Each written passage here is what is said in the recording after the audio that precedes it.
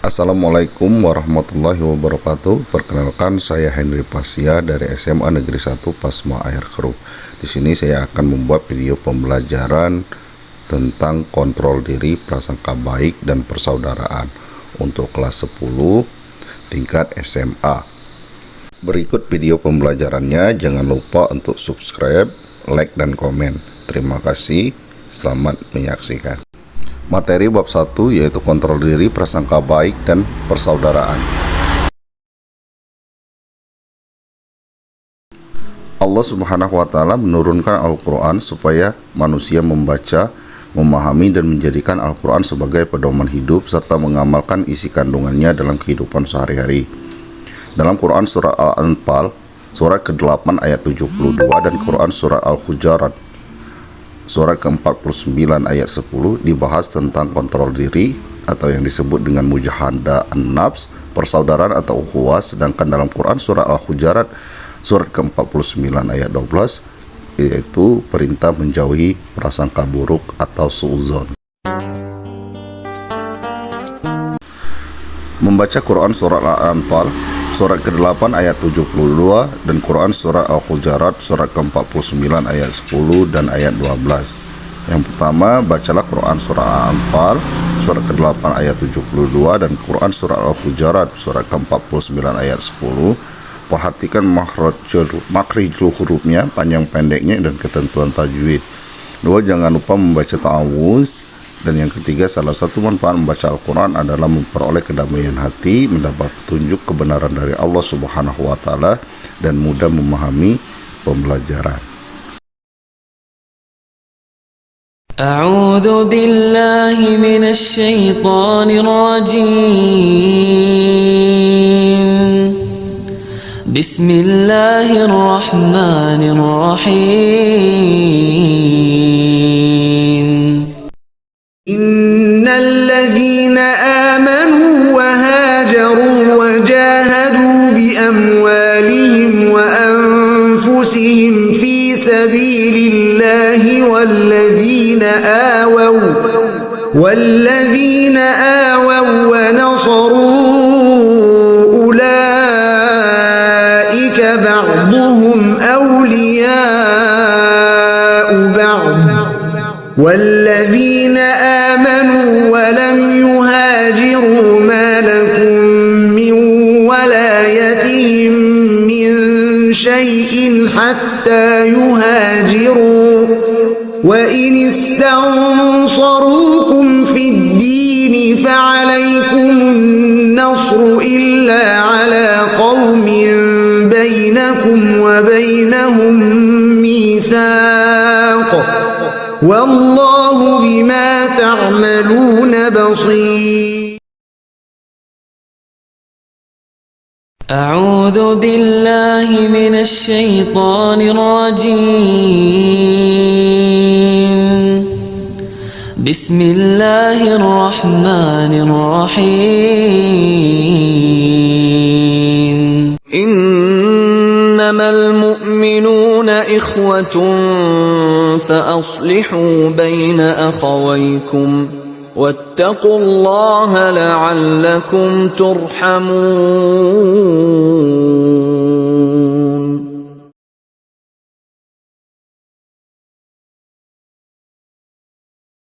أعوذ بالله من الشيطان الرجيم. بسم الله الرحمن الرحيم. يا أيها الذين آمنوا اجتنبوا كثيرا من الظن إن بعض الظن إثم ولا تجسسوا ولا يغتب بعضكم بعضا أيحب أحدكم أن يأكل لحم أخيه ميتا فكرهتموه واتقوا الله إن الله تواب رحيم. Adalah Analisis isi kandungan Quran surat Al-Anfal surat ke-8 ayat 72 berisi perintah Allah Subhanahu wa taala sebagai berikut. A. Orang-orang yang sedang berjuang di jalan Allah Subhanahu wa taala seperti sedangkan hijrah dan berjihad dengan jiwa dan raga di jalan Allah Subhanahu wa taala. B. Orang-orang yang beriman di Mekah yang belum melakukan hijrah, orang-orang yang beriman di Madinah tidak berkewajiban untuk memberikan pertolongan. C. Di dalam urusan agama, misalnya untuk berdakwah, apabila orang-orang mukmin Mekah yang belum berhijrah meminta pertolongan kepada orang-orang mukmin di Madinah, maka orang-orang mukmin di Madinah wajib memberikan pertolongan, karena sesama orang yang beriman adalah bersaudara. Analisis isi kandungan Quran surat Al-Hujurat ayat ke-49, surat ke-12 serta asbabun nuzulnya. Yang pertama diriwayatkan oleh Ibnu Munzir dari Ibnu Jurayj bahwa ayat ini turun berkaitan dengan Salman Al-Farisi yang makan, kemudian tidur lalu mendekur.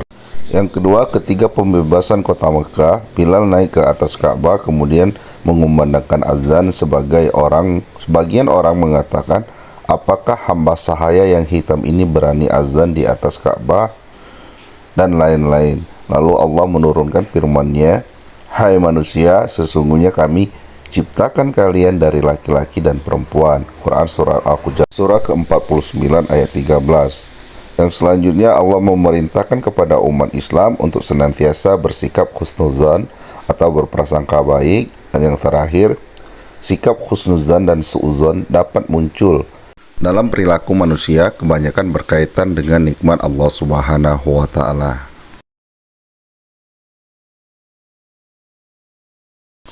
Untuk menumbuh kembangkan sikap husnuzan umat Islam wajib mengembangkan sikap-sikap berikut. Di antaranya, 1. Menyadari bahwa semua kenikmatan datangnya dari Allah Subhanahu wa taala. 2. Menyadari bahwa Allah Subhanahu wa taala akan memberikan kenikmatan sesuai jeripaya yang dilakukan oleh manusia. 3. Menyadari bahwa ketika Allah Subhanahu wa taala memberikan nikmat kepada seseorang pada saat seseorang bekerja dengan sungguh-sungguh. 4. Memahami manfaat husnuzan dan bahaya su'uzon dalam kehidupan. Yang selanjutnya, memperdalam belajar ilmu agama Islam, mengembangkan sikap ihsan, artinya menghadirkan Allah dalam setiap kegiatan kita sehari-hari, berteman dengan orang yang suka husnuzon dan menjauhi teman dari orang yang suka su'uzon. Kesadaran perilaku yang harus dikembangkan dan yang harus dijauhi dalam kehidupan sehari-hari. Analisis isi kandungan Quran surat Al-Hujurat surat ke-49 ayat 10 serta asbabun nuzulnya. 1.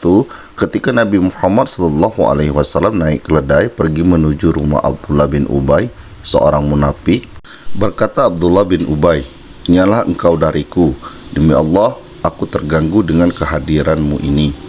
Seorang Ansor berkata, "Demi Allah keledainya lebih harum baunya daripada engkau." Amarah anak buah Abdullah bin Ubay kepadanya, sehingga timbullah kemarahan kedua belah pihak dan terjadilah perkelahian. Maka turunlah Quran surat Al-Hujurat surat ke-49 ayat 9 yang memerintahkan agar menghentikan peperangan dan menciptakan perdamaian. Yang kedua, ada dua orang muslim bertengkar, maka marahlah kedua pengikut kaum ini dan berkelahi dengan menggunakan tangan dan sendal. Kemudian Quran surat Al-Hujurat surat ke-49 ayat 9 dan 10 memerintahkan agar menghentikan perkelahian dan menciptakan perdamaian. Yang ketiga, ada dua orang Ansor yang sedang tawar-menawar dalam memperoleh haknya, sehingga terjadilah pertengkaran hingga pertumpahan darah. Yang keempat, sebagai makhluk sosial baik beragama Islam maupun non-Islam, umat Islam selalu senantiasa berbuat baik.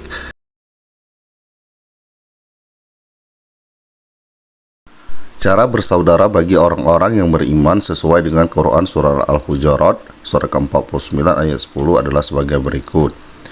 Yang pertama, setiap orang yang beriman adalah saudara kita, sehingga kita wajib menghapus batas-batas perbedaan suku, ras, bahasa, budaya, bangsa, dan sejenisnya. Yang kedua, terhadap saudara kita wajib memenuhi hak-haknya secara adil.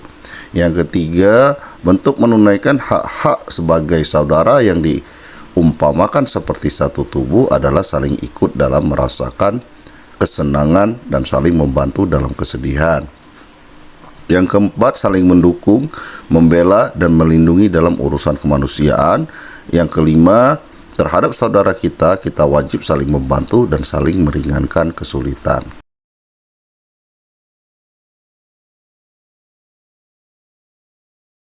Manfaat perilaku kontrol diri: 1. Terhindar dari perbuatan dosa.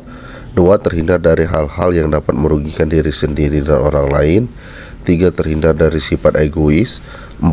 Terhindar dari sikap sombong. 5. Menyehatkan rohani. Manfaat perilaku prasangka baik adalah sebagai berikut. 1. Terhindar dari sikap iri dan dengki terhadap nikmat yang diperoleh orang lain. 2. Hati menjadi lebih tenang. 3. Selalu berpikir positif. 4. Mudah bersaudara dengan orang lain. Yang ketiga, manfaat perilaku persaudaraan. 1. Dapat memperbanyak teman dan saudara. 2. Dapat menambah dan menjalin relasi yang lebih banyak lagi. 3. Dapat mempererat jalinan kekeluargaan dan persaudaraan sesama manusia.